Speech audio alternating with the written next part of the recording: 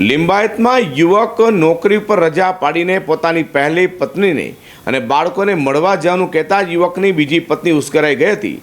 તેણે ગુસ્સામાં આવી પોતાના પતિ પર ચપ્પુ તેમજ લાકડાના ફટકાથી જીવલેણ હુમલો કર્યો હતો. ઇજાગ્રસ્ત યુવકને હોસ્પિટલ લઈ જવાતા સારવાર દરમિયાન તેનું મોત નિપજવા પામ્યું છે.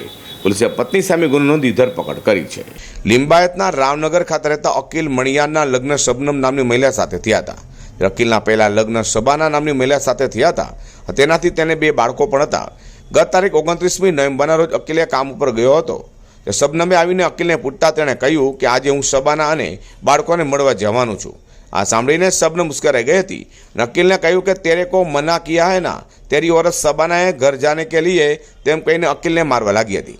આ મારામારી અકીલના ઘરે થોડા દિવસ પહેલાં જ રહેવા આવેલો સાદિક વચ્ચે પડ્યો હતો. તે શબનમે સાદિકને પણ મારવાનું કહ્યું હતું અને ઝપાઝપીમાં સાદિકને હાથમાં ઈજા થઈ હતી. આ મારામારી બાદમાં સાદિક ભાગી છૂટ્યો હતો અને પાછળથી શબનમ તેના પતિ અકીલને લાકડાના ફટકા વડે પગના ભાગે મારવા લાગી હતી. બાદમાં શબનમ જાતે જ અકીલને મેડિકલ કોલેજ સારવાર માટે લઈ જવા પામી હતી. ત્યાં સારવાર દરમિયાન અકીલનું મોત નીપજવા પામ્યું હતું.